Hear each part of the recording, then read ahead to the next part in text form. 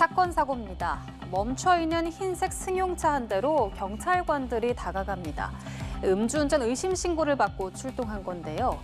경찰관이 창을 확인하려 두드리는 순간 차량이 갑자기 출발해버립니다. 이렇게 달아나던 차량은 도로에 서 있던 쓰레기 수거차를 들이받았는데요. 이 사고로 30대 환경미화원이 치여 숨졌는데 결혼을 앞둔 예비 신랑으로 알려져 안타까움을 더하고 있습니다. 천재상 기자입니다.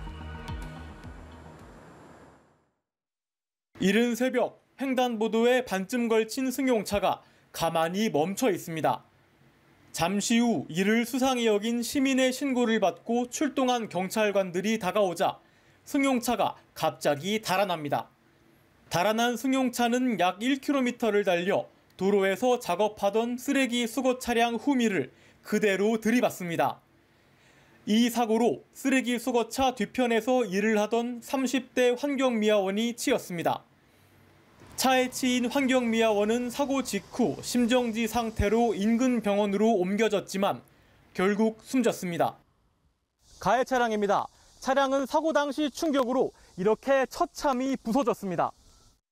가해자는 20대 남성으로 그는 사고 직후 승용차에서 내려 현장을 살핀 뒤 그대로 도주했다가 경찰에 붙잡혔습니다.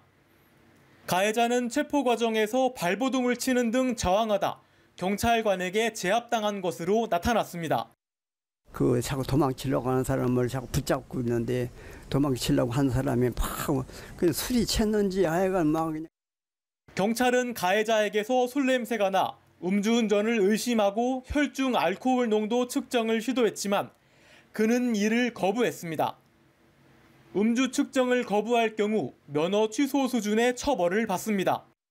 음주를 측정을 거부를 하면 일반적으로 무조건 취소예요. 취소와 상관없이. 그래서 측정 거부가 더 엄한 처벌을 받죠.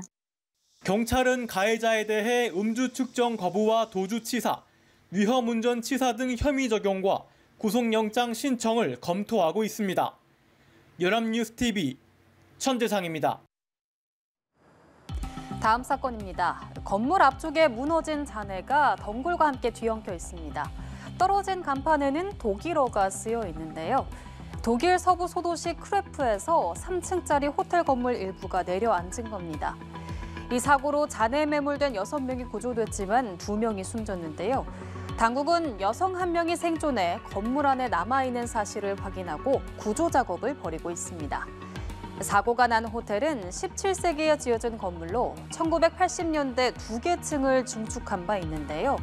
검찰은 붕괴 하루 전 호텔에서 공사가 진행됐지만 사고 연관성은 확인되지 않았다고 밝혔습니다.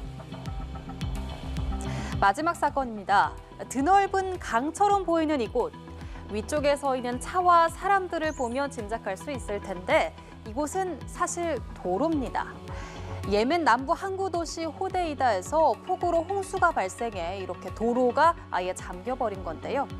아래쪽에는 미처 대피하지 못해 고립된 차량과 사람들도 보입니다.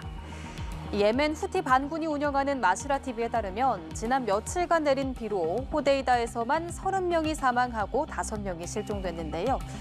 유엔 인구기금 예멘 사무소는 농지와 민가, 각종 기반 시설이 파괴됐고 약 2만 8천 명이 피해를 입었다고 전했습니다.